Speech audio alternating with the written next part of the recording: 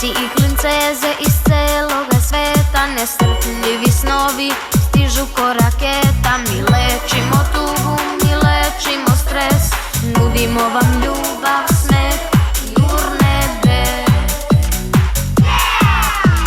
Klinci i klinceze iz celoga sveta, nestrpljivi snovi stižu ko raketa. Mi lečimo tugu, mi lečimo stres, nudimo vam ljubav, smeh i urnebe. Svakog dana mlađi, svakog dana novi, nestrpljivi snovi, nestrpljivi snovi. Svakog dana mlađi, svakog dana novi, nestrpljivi snovi, nestrpljivi snovi. Veliki pozdrav za sve naše gledaoce. Verovali ili ne, pred vama je jubilarna 800. emisija Nestrpljivih snova, a počeli smo sa emitovanjem u martu 2004. godine. I evo kako je izgledala naša prva emisija kroz jedan video miks od pre 16 godina.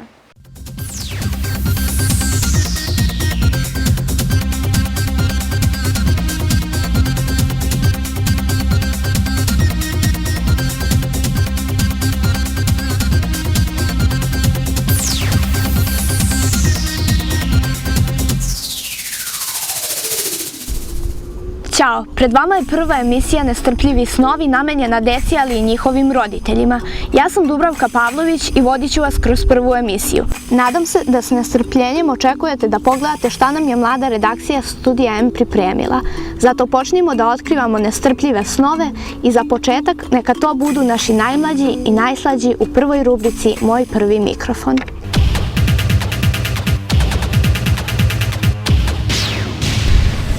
Draga deco, Desanka Maksimović je pisala predivne pesme i to se zaboraviti ne sme. Opevala je drveće, vazduh i ptice, svaku nežnu travku, rodne rapravce. Ja sam Irina Marjanović, imam 7 godina, a naši današnji gosti su... Ja sam Jovana Đurđević, imam 6 godina. No, pa i za ti usto. Ja sam Ana Marinković, imam 6 godina. A sam Aleksandar Savić, imam 6 godina. A sad će nam se predstaviti Jovana sa pesmom Šta da budem kad porastem? Šta da budem kad porastem, to pitanje mene muči. Mama kaže lako ćemo, ne zapitkuj sa muči. Tata mi isto kaže, a ponekad se i našali. Da veliki budem čovek moram biti prvo mali. Zamislim se usred igre putevi su okomiti. Prvi ću raditi skoro, a još ne znam šta ću biti. A sad će nam se predstaviti Ana sa pesmom Drskečena plava. Drskečena plava, poludala mi glava. Po grudi plavo, neću smeđe, neću crno, šta ću kada volim plavo. Lagala da nisam bila s njim, ja to osjećam.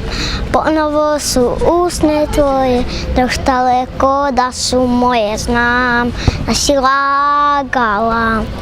Zašto ti je to trebalo, zar nisi mogla ti priznati i još ti usne umorne, i sve što kažeš znam da nije, još ti sube cipele, napolju znam da kiša lije, još ti vreli obrazi, dok sjaj ne prolazi, još ti na licu piše čija si, samo moja nisi, još ti usne umorne, i sve što kažeš znam da nije, još ti sube cipele, napolju znam da kiša lije, još ti vreli obrazi, dok sjaj ne prolazi, još ti na licu piše čija si, uzalud mi kriješ lice, znam te oči, izdajice sve si glumila, isprljana poljupcima, otrovana dodirima, znam da si lagala, zašto ti je to trebalo, zar nisi mogla ti priznati? Još ti usne umorne, što kažeš znam da nije, još ti suve cipele, napolju znam da kiša lije, još ti vreli obrazi, uk sjaj ne prolazi, još ti na licu piše čija si, samo ja nisi. To su bili moji današnji gosti, a mi se opet vidimo za 7 dana. Za svakog ko nešto uz muzike zvuke, čekaju vas naše raširene ruke. Zapevaj sa nama i sve otkači, mi smo šampioni, mi smo najjači. Za svakog ko nešto uz muzike zvuke, čekaju vas naše raširene ruke. Zapevaj sa nama i sve otkači, mi smo šampioni, mi smo najjači. Svakog dana mlađi, svakog dana novi, nestrpljivi snovi, nestrpljivi snovi. Svakog dana mlađi, svakog dana novi, nestrpljivi snovi, nestrpljivi snovi.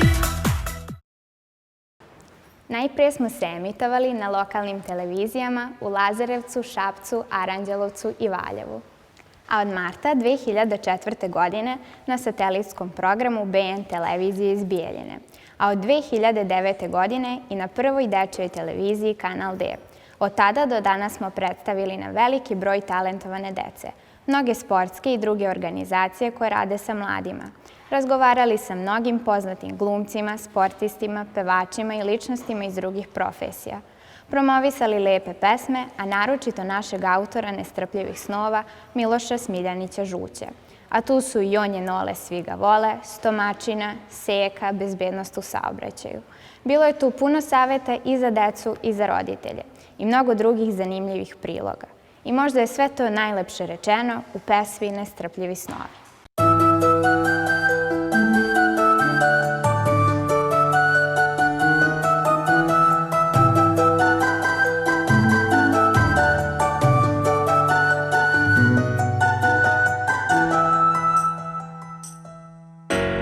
Klinci i klinceze iz celoga sveta, nestrpljivi snovi stižu ko raketa. Mi lečimo tugu, mi lečimo stres, nudimo vam ljubav, smeh i urne bes.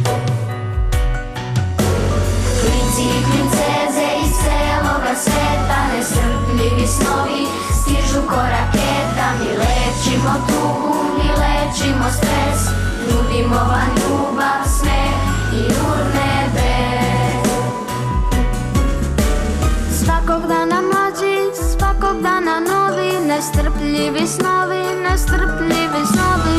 Svakog dana mlađi, svakog dana novi, nestrpljivi snovi, nestrpljivi snovi.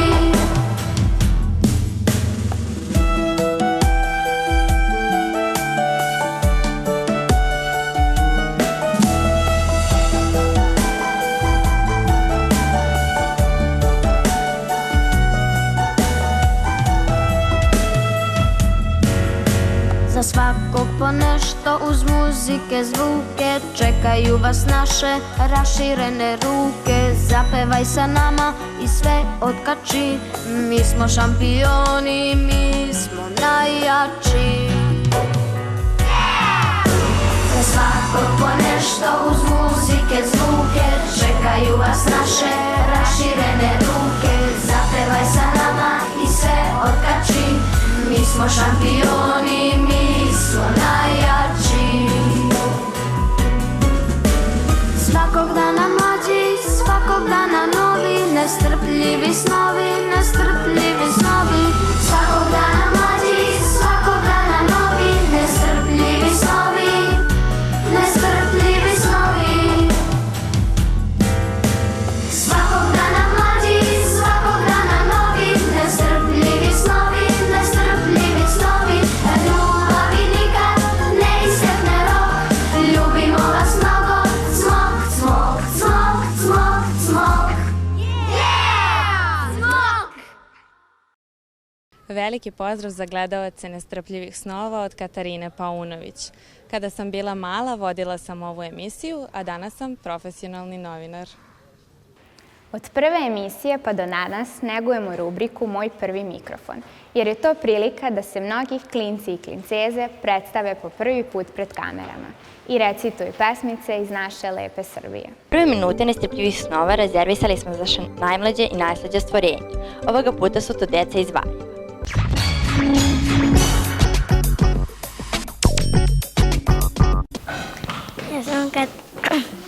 Ja sam Katarina Petrović, imam 6 godina, pesmica se zove Opet kreće proleće. Opet kreće proleće, s pesmom kroz moj kraj. Dođe lasta, dođe roda, zažubori bistra voda i polete zmaj. Topli dani sunčani, izmenili svet, igle svuda naokolo, gde je bilo granje golo, osuo se cvet. Lene pčele počele da skupljaju med, snega nema, zima nije, bacili smo bundeski, lopnica je red.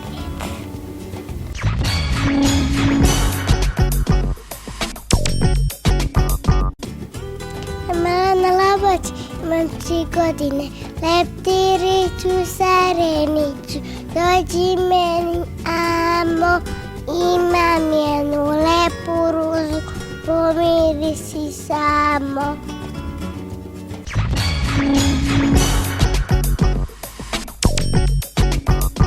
Ja sam Mila Bučina, imam 3 godine, sad se odpeva mi pesmicu leptiriću sareniću, oti meni, amo, evo ima si jednu ružu, pomiri si samo.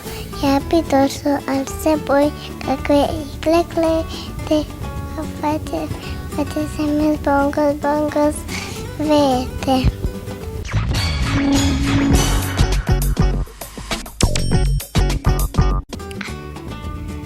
Kruška, jabuka, šljiva, veli mali iva, to je voće sla koje obiga zraka.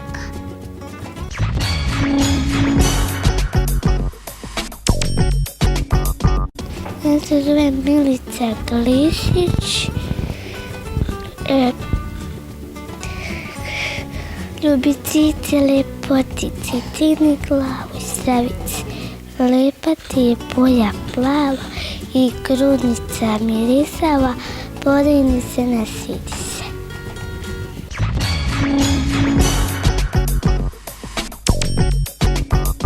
Ja se zovem Katarina Radovanović, imam 5 godina i pevat ću pesmu Ja sam mala pa sam pala. Ja sam mala pa sam pala, pa sam čaše polupala, moj će tata raditi, pa će čaše plati.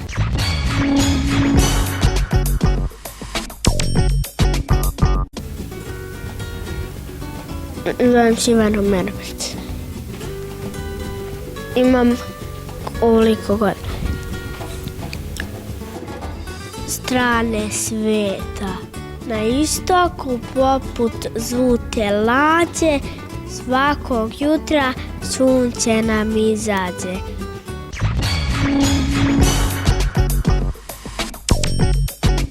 A sada kratka priča o Studiju M.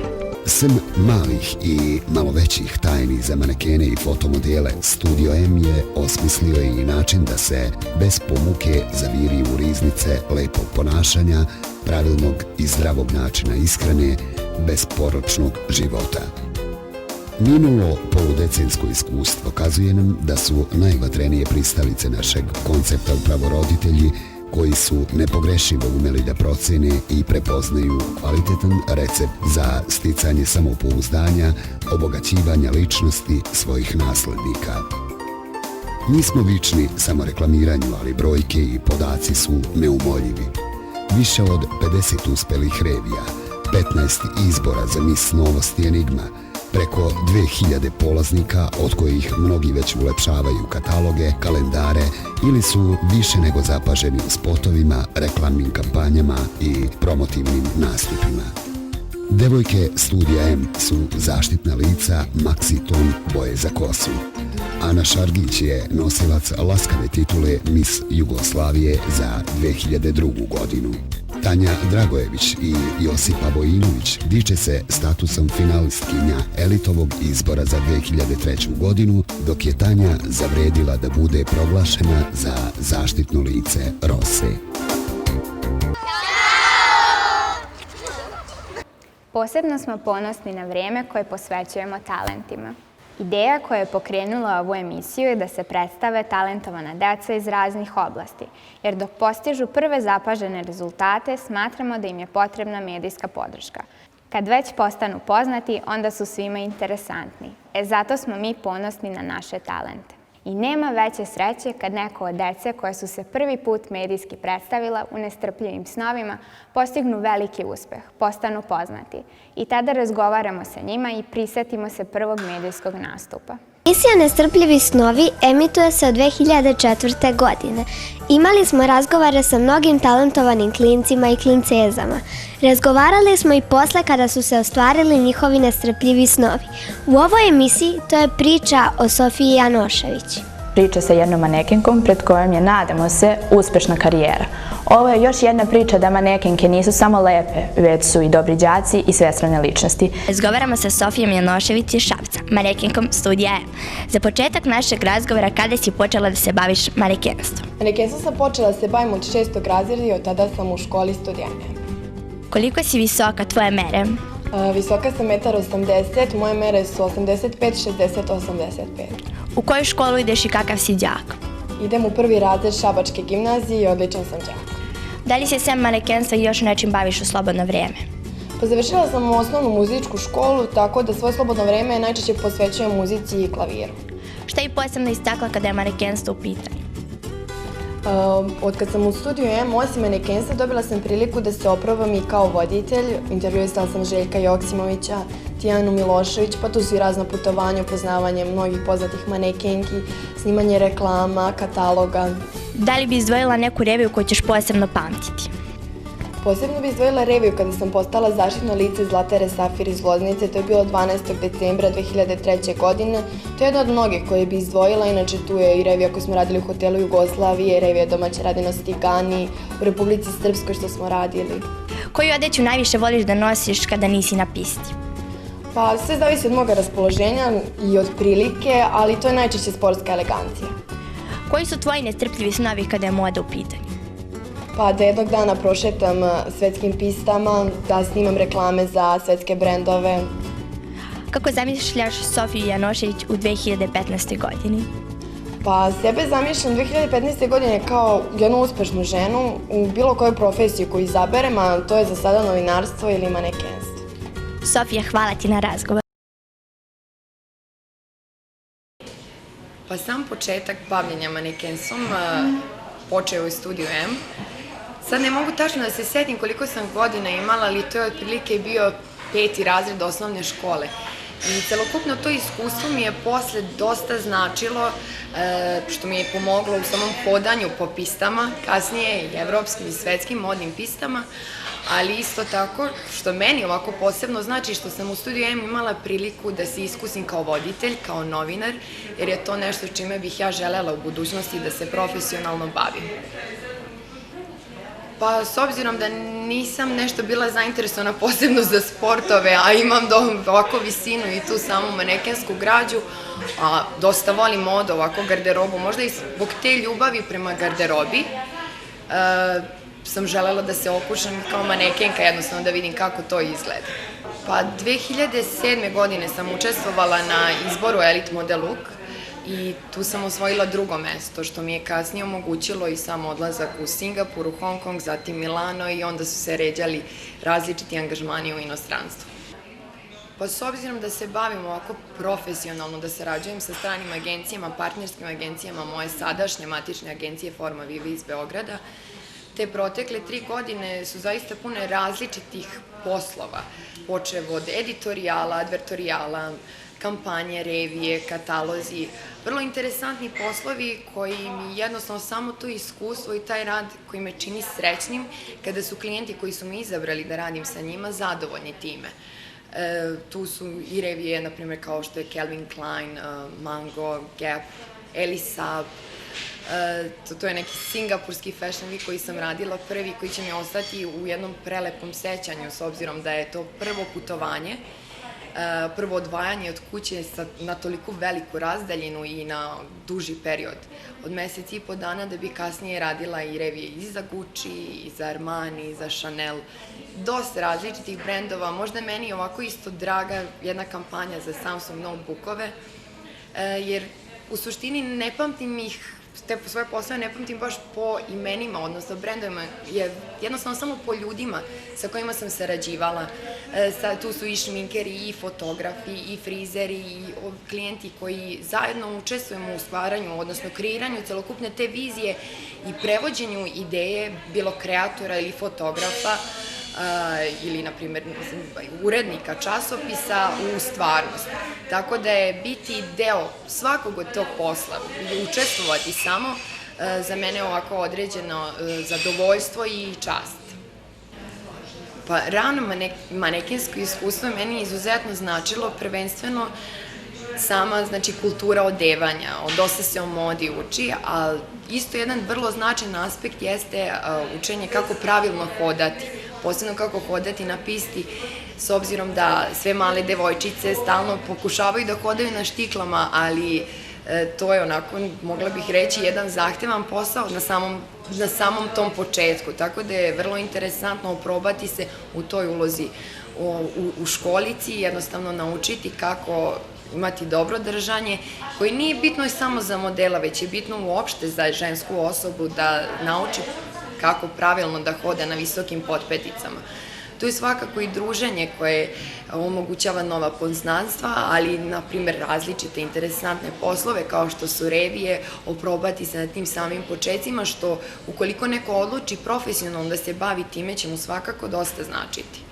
Takođe, ono što mislim da je značajno za mlađe generacije jeste način ishrane, odnosno koje to namirnice treba da unosimo u naš organizam da bismo postigli, ne mogu da kažem neko savršenstvo, ali da bismo postigli jedan zdrav izgled.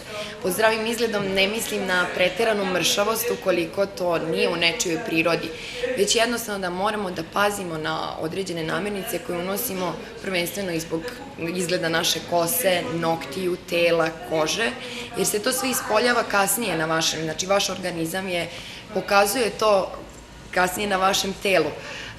I dosta je bitno imati ljude oko sebe koji su upoznati sa tim pravilima, koji vas mogu uputiti kako da na jedan zdrav način, odnosno kako da se zdravo hranite. Pored manekenstva svakako trudim se da ostvarim i neke svoje druge ambicije kao što je novinarska karijera. Za sad je to, ali s obzirom da uopšte u svim ovim putovanjima sam dosta videla različitih zanimanja, i to je jedno veliko iskustvo s obzirom da vidim šta još postoji tamo i u kojim još oblastima želim da se oprobam, odnosno da proširim svoja interesovanja.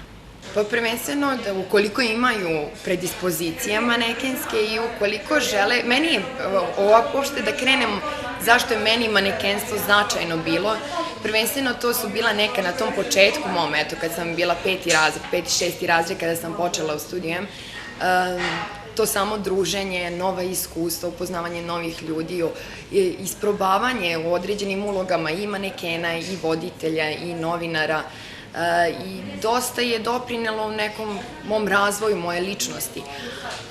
Preporučila bih svakako da ukoliko imaju želju i ukoliko vole modu i mogu da se bave time s obzirom na fizičke predispozicije koje manekenstvo kao posao zahteva, da svakako treba da se isprobaju i okušaju o tome, jer je to jedna prilika koju ne smete propustiti, s obzirom da vam, pored tih poslova i tih kontakata, poznanstava, pruža mogućnost da proputujete svet, da upoznate različite kulture i da uživate u svemu tome. Da idu u školu, da imaju dobre ocene, da se druže sa drugarima, da se vole, da se zdravo hrane i da se bave sportom i bit će im super i detinjstvo i život.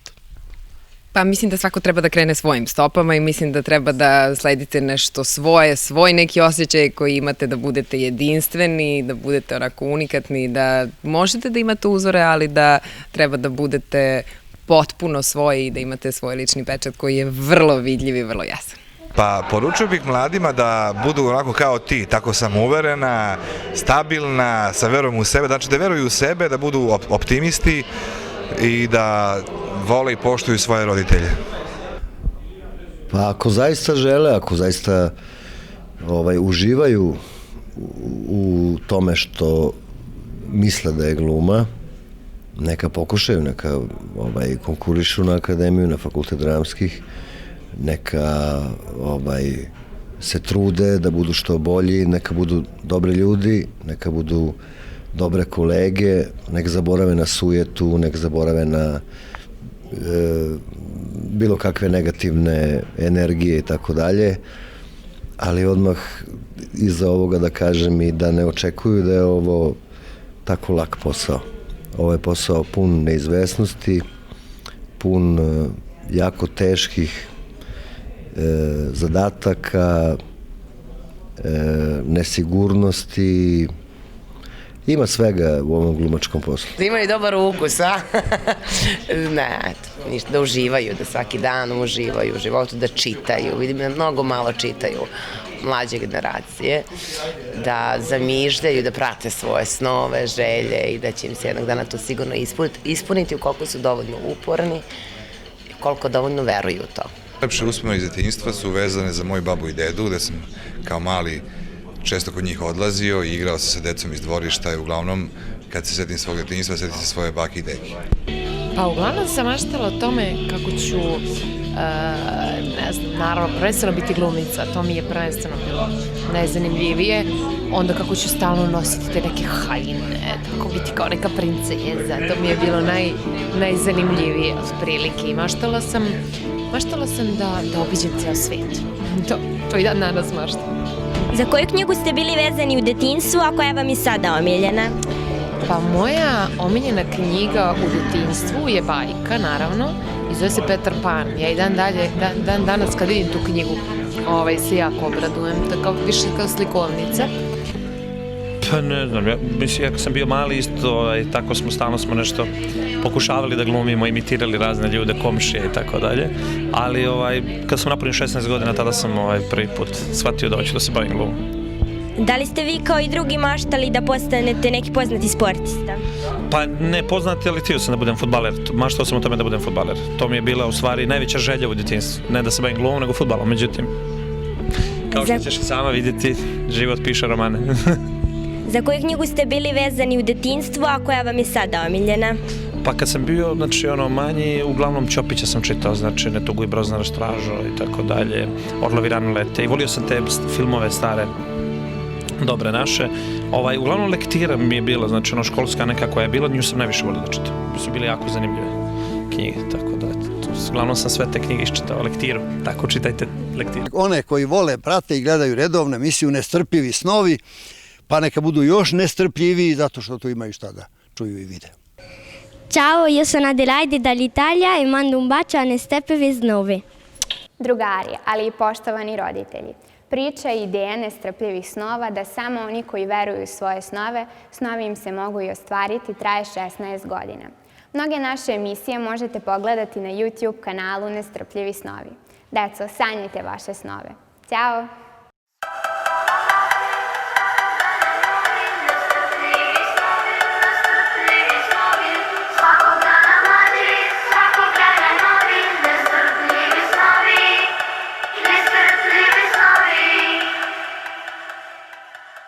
Klinci i klinceze iz celoga sveta, nestrpljivi snovi stižu ko raketa. Mi lečimo tugu, mi lečimo stres, nudimo vam